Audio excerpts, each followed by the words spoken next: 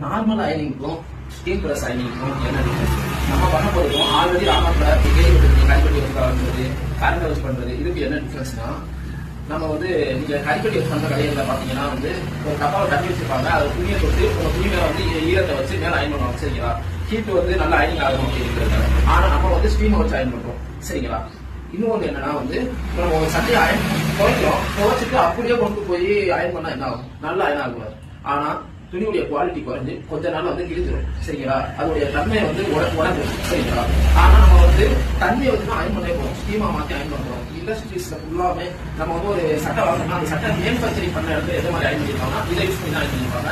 நீங்க வந்து யூடியூப்ல வந்து நிறைய வீடியோ பார்க்கலாம். சரிங்களா? நம்ம சேனல்லையே டேப்பி எப்படி அயன் பண்றாங்க அப்படிங்கிற ஒரு வீடியோ வந்து அப்லோட் பண்ணிருக்கேன். நம்ம இன்ஸ்டாகிராம் பேஜ்ல பாத்துருக்கேன்.